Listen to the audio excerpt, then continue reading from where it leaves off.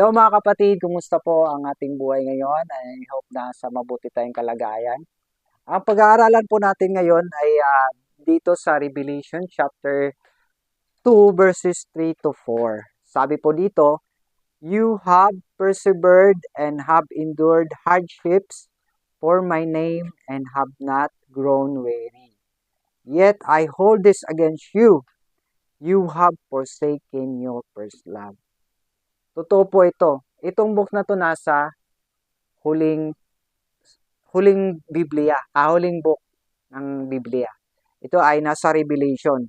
So, dito sinabi po dito, you have persevered and have endured hardships. Dito sa mundong ito, talaga makikita po natin na nakaranas po tayo ng kaguluhan, hirap, minsan gutom, minsan talagang madaling uminit ang ulo. Dahil sa nakikita natin sa sitwasyon natin, nakikita natin sa paglabas natin, sobrang init. Kaya pag hindi natin na control, yung damdamin natin, yung mga iniisip natin, naaapektuhan tayo, lalong-lalo ng ating mga spiritual na buhay. At tayong mga Kristiyano, habang tumatagal tayo, nalalayo tayo sa Panginoon, hindi natin namamalayan dahil nagkulang tayo ng pagsamba, pagbasa ng kanyang salita. At ito'y pinapaalala sa atin na habang tumatagal, ang sabi dito, yet I hold this against you, you have forsaken your first love. Yung first love natin sa ating Panginoon, minsan nawawala. Nawawala na. Kung naalala natin nung bago nating nakilala ang ating Diyos, talagang gusto natin laging linggo lagi, gusto natin lagi may pagsamba, laging kakarinig tayo ng salita ng ating Panginoon. Pero habang tumatagal ang ating pagsunod sa Kanya, ay nakakalimutan na natin na minsan nga ang yung pagbabasa ng Kanyang salita na which is ang ito yung pagkain ng ating kaluluwa.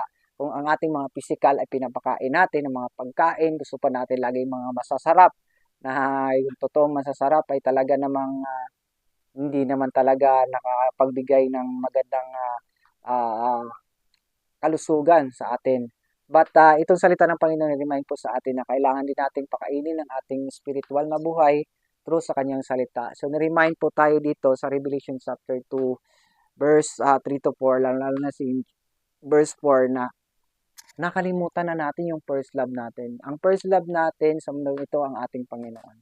Maging ang ating partner sa buhay, ang ating asawa, ating pamilya, sila po ay sikan lang po. Ang una nating mahal ay ang ating Panginoon.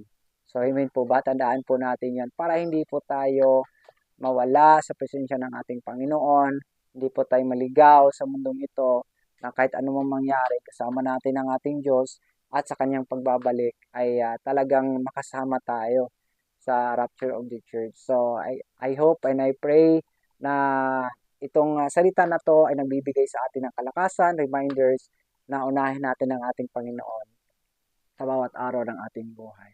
Kaya kapatid, God bless you and ikaw na pagpala sa video na to, please share this video.